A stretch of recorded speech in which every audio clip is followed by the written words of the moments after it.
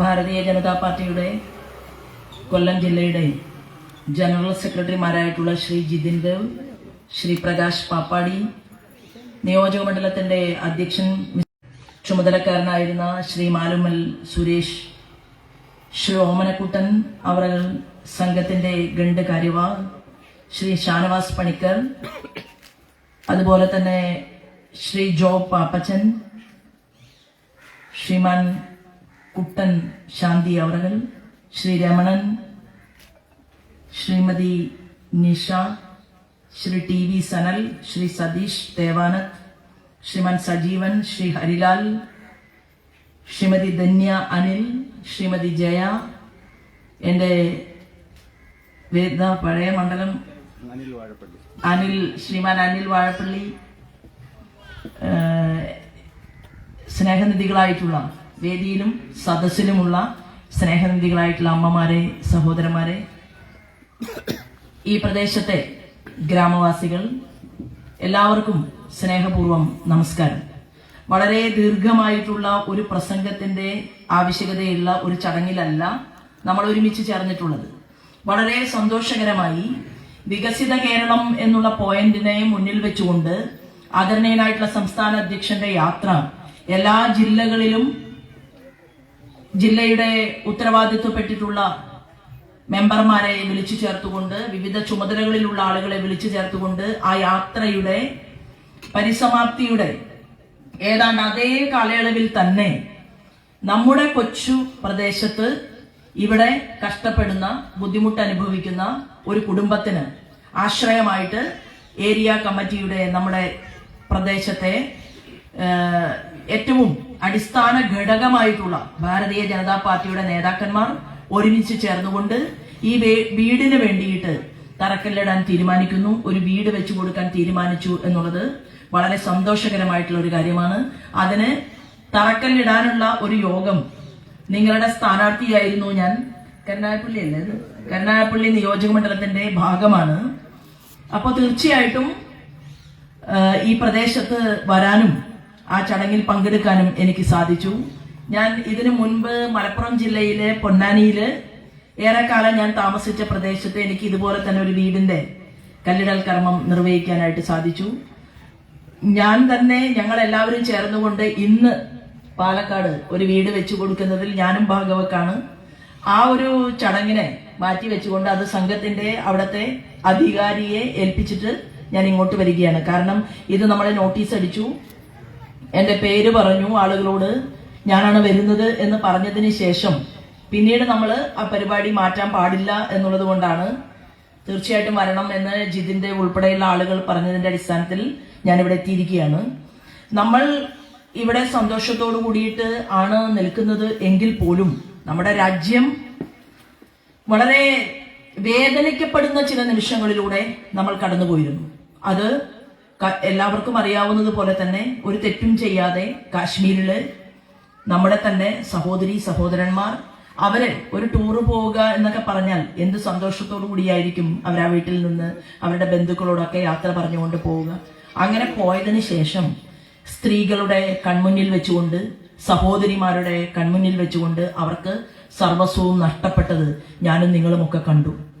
ആ നഷ്ടപ്പെട്ടതിന് ശേഷവും ഏത് ഭീകരവാദികളാണോ ഇതിന് നേതൃത്വം കൊടുത്തത് അവര് പറഞ്ഞു, നിന്റെ മോദിയോട് പോയി പറയാനാണ് പറഞ്ഞത്. അതായത് ഒരിക്കലും നമ്മുടെ രാജ്യത്ത് പലതരത്തിലുള്ള അക്രമ സംഭവങ്ങൾ ഉണ്ടായിട്ടുണ്ട്, ഭീകരവാദികളുടെ പ്രവർത്തനം ഉണ്ടായിട്ടുണ്ട്. ധാരാളം ആളുകളെ കൊല ചെയ്തതിന് ശേഷമാണ് പാർലമെന്റ് സമുച്ചയം തകർക്കാൻ അഫ്സൽ ഗുരു എന്ന് പറയുന്ന ഭീകരവാദി പരിശ്രമിച്ചത്.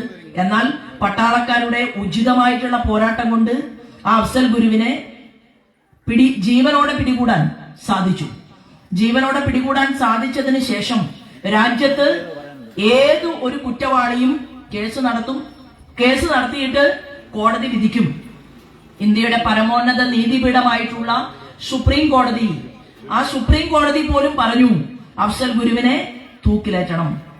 അങ്ങനെ രാജ്യത്തിന്റെ പാർലമെന്റ് സമുച്ചയത്തിന്റെ ഉൾഭാഗം എന്ന് പറയുന്നത് ബി.ജെ.പിക്കാരുടെ മാത്രമല്ല, അത് എല്ലാ ജനപ്രതിനിധികളും ജനങ്ങൾ വോട്ട് ചെയ്ത് വിജയിപ്പിച്ച കോൺഗ്രസുകാരനും മാർക്സിസ്റ്റുകാരനും ജനതാദളുകാരനും ലല്ലു പ്രസാദ് യാദവിന്റെ ആളും മമതാ ബാനർജിയുടെ ആളും പിണറായി വിജയന്റെ ആളുകളും സർവത്ര ആളുകളും ആരൊക്കെയാണോ രാജ്യത്ത് പാർലമെന്റിലേക്ക് വിജയിക്കുന്നത് അവർ മുഴുവൻ ഇരിക്കുന്ന ജനായത്തമായിട്ടുള്ള ഒരു സഭ, നമ്മുടെ രാജ്യത്തിന്റെ ഏറ്റവും മർമ്മപ്രധാനമായിട്ടുള്ള കേന്ദ്രം, ആ കേന്ദ്രത്തെ തകർക്കാൻ, ബോംബ് വെച്ച് തകർക്കാൻ ഭീകരവാദി ശ്രമിച്ചു എന്ന് പറഞ്ഞാൽ അത് നമ്മുടെ ഭാരതത്തിന്റെ മസ്തകത്തിന് അടിക്കാൻ, നെറുകയിൽ അടിക്കാൻ തീരുമാനമെടുത്ത ഭീകരവാദികളുടെ പ്രവർത്തനമായിരുന്നു.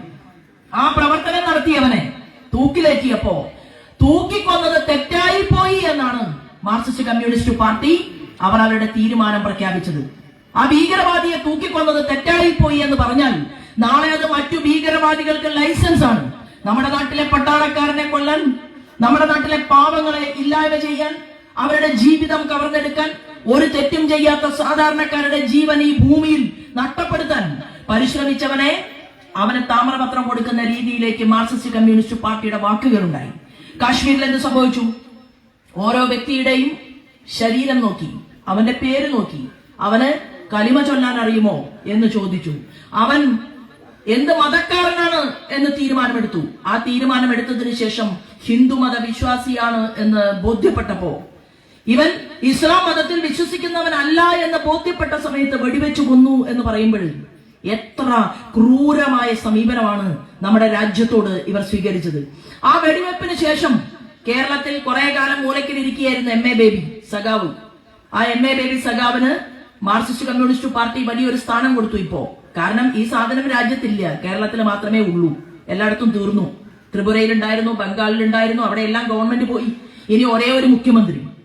ആ ഒരേ ഒരു മുഖ്യമന്ത്രി ബഹുമാനപ്പെട്ട പിണറായി വിജയൻ ഇരിക്കുന്ന കേരളത്തിൽ ശ്രീമാൻ എം എ ബേബിക്ക് പോളിറ്റ് ബ്യൂറോയിൽ ഏറ്റവും വലിയ ഉന്നതമായിട്ടുള്ള സ്ഥാനം തന്നെ കിട്ടിയപ്പോ ആദ്യത്തെ സ്റ്റേറ്റ്മെന്റ് രാജ്യവിരുദ്ധമായി പോയി എം എ ബേബി സാറിന്റെ. ആള് പറയുകയാണ് 370 വകുപ്പ് അതെടുത്തു കളഞ്ഞു കാശ്മീരില്. അതെടുത്തു കളഞ്ഞത് കൊണ്ടാണ് ഈ ഭീകരവാദികൾക്ക് ഇങ്ങനെ ആളുകളെ വെടിവെച്ചു കൊല്ലാനുള്ള തോന്നലുണ്ടായത് എന്നാണ് പറഞ്ഞത്. ആ ടൂറ് പോകുന്ന കൂട്ടത്തിൽ എം എ ബേബി ഉണ്ടായിരുന്നെങ്കിലോ, ടൂറ് പോകാൻ തീരുമാനിച്ചവരുടെ കൂട്ടത്തിൽ കോൺഗ്രസിന്റെ ലീഡർ വി ഡി സതീശൻ ഉണ്ടായിരുന്നുവെങ്കിലോ, ടൂറ് പോകാൻ തീരുമാനിച്ചവരുടെ കൂട്ടത്തിൽ മുഖ്യമന്ത്രി പിണറായി വിജയൻ ഉണ്ടായിരുന്നുവെങ്കിലോ പേര് ചോദിക്കും, പിന്നെ പരിശോധന നടത്തും. അത് കഴിഞ്ഞാൽ ഇത് തന്നെയല്ലേ അവർക്കും സംഭവിക്കുക? അതുപോലും ചിന്തിക്കാതെ 370 വകുപ്പ് എടുത്തു കളഞ്ഞത് കൊണ്ടാണോ എന്ന് എം എ ബേബി സ്റ്റേറ്റ്മെന്റ് ഇറക്കുമ്പോ അത് നിരുത്തരവാദപരമായി പോയി എന്ന് പറയാൻ കേരളത്തിന്റെ മുഖ്യമന്ത്രിക്കോ സഹപ്രവർത്തകന്മാർക്കോ മാർക്സിസ്റ്റ് പാർട്ടിയിൽ ഒറ്റൊരുത്തരും സാധിച്ചില്ല എന്നുള്ളത് അത്യന്തം ഖേദകരമായിട്ട് ജനങ്ങൾ ചർച്ച ചെയ്യപ്പെടേണ്ട ഒരു വസ്തുതയാണ്. അത് കഴിഞ്ഞു കോൺഗ്രസിന്റെ കമ്മിറ്റി കൂടി അവര് ഖർഗെയുടെ നേതൃത്വത്തിൽ പറഞ്ഞു ഇതെല്ലാം ഭാരതീയ ജനതാ പാർട്ടിയുടെ തലയിൽ കെട്ടിവെക്കുന്ന രീതിയിൽ ഒരു സ്റ്റേറ്റ്മെന്റ് ഇറക്കുന്നതിനെ കുറിച്ച് ആദ്യം ആലോചിച്ചു. എന്നാൽ പിന്നീട് AICCക്ക് അത് തിരുത്തേണ്ടി വന്നു. അവർ രാജ്യത്തോടൊപ്പം ചേർന്ന് നിൽക്കണം എന്നുള്ള സ്റ്റേറ്റ്മെന്റിലേക്ക് എത്തി. ശ്രീമാൻ KC വേണുഗോപാൽ പോലും ആ അവസ്ഥയിൽ തന്നെ സംസാരിച്ചു. സന്തോഷം. എന്താണ് ഇത്? കോൺഗ്രസിന്റെ പ്രശ്നമല്ല, ഇത് BJPയുടെ പ്രശ്നമല്ല, ഇത് മാർക്സിസ്റ്റ് പാർട്ടിയുടെ പ്രശ്നമല്ല, ഇത് രാജ്യത്തിന്റെ വിഷയമാണ്. നമ്മുടെ ഭാരതത്തിലെ പട്ടാളക്കാര് യുദ്ധഭൂമിയിലേക്ക് പോകുന്നതിന്റെ ഒരു വീഡിയോ ഇന്നലെ നിങ്ങളുടെ മുന്നിൽ പുറത്തു വന്നിട്ടുണ്ട്. ഞാനും നിങ്ങളും സുഖമായി കേരളത്തിൽ കിടന്നുറങ്ങാൻ വേണ്ടി ഈ പാവപ്പെട്ട പട്ടാളക്കാരൻ പെട്ടിയും കിടക്കയും എല്ലാം എടുത്തുകൊണ്ട് അവൻ യാത്ര ചെയ്യുകയാണ്. ഞാൻ 4 ദിവസം ഡൽഹിയിലായിരുന്നു. പാറ്റ്നയിൽ ബീഹാറിൽ പോകാൻ എനിക്ക് അവസരമുണ്ടായി. ആ ബീഹാറിലെ ഗ്രാമപ്രദേശത്തു നിന്നും ചെറുപ്പക്കാരായിട്ടുള്ള ആളുകൾ, പട്ടാളക്കാർ, അവർ അവരുടെ ഭാര്യയെയും അമ്മയെയും വീട്ടിൽ ഉപേക്ഷിച്ചുകൊണ്ട് അവർ യാത്ര പോകുന്നതിന്റെ ദൃശ്യം എനിക്ക് കാണാൻ സാധിച്ചു. അമ്മമാർ മക്കളെ കെട്ടിപ്പിടിച്ച് പൊട്ടിക്കരയുകയാണ്. കാരണം തന്റെ മകൻ തിരിച്ചു വരുമെന്നുള്ള ഉറപ്പോട് കൂടിയിട്ടല്ല തന്റെ പെറ്റ വയറിനെ, നൊന്ത് പ്രസവിച്ച വയറിനെ ഈ രാജ്യത്തിന് വേണ്ടിയിട്ട് മകനെ സമർപ്പിച്ചുകൊണ്ട് അമ്മമാർ ഈ നാട്ടിൽ കാത്തിരിക്കുന്നത്. അങ്ങനെയുള്ള അമ്മമാരോട്, ഭാര്യമാരോട് വിവാഹം കഴിഞ്ഞ് 7 ദിവസം മാത്രമായിട്ടുള്ള പെൺകുട്ടിയുടെ നെറ്റിയിലെ സിന്ദൂരം മായ്ച്ചുകൊണ്ട് അവരെ കൊലപ്പെടുത്തിയെങ്കിൽ കോൺഗ്രസും മാർക്സിസ്റ്റ് പാർട്ടിയും ലീഗും എല്ലാവരും BJPയും എല്ലാവരും ഒരുമിച്ച് നിൽക്കണ്ടേ രാജ്യത്തോടൊപ്പം? അങ്ങനെ ഒരുമിച്ച് നിന്നുകൊണ്ടല്ലേ സ്റ്റേറ്റ്മെന്റ് പറയേണ്ടത്, പ്രഖ്യാപനം നടത്തേണ്ടത്? നമ്മുടെ ആരാധനായിട്ടുള്ള പഴയകാല ലീഡർ ഉണ്ടായിരുന്നു അടൽ ബിഹാരി വാജ്പേയി. അടൽ ബിഹാരി വാജ്പേയി ഈ രാജ്യത്തിന്റെ പാർലമെന്റിനകത്ത് നിന്നുകൊണ്ടാണ് സംസാരിച്ചത്.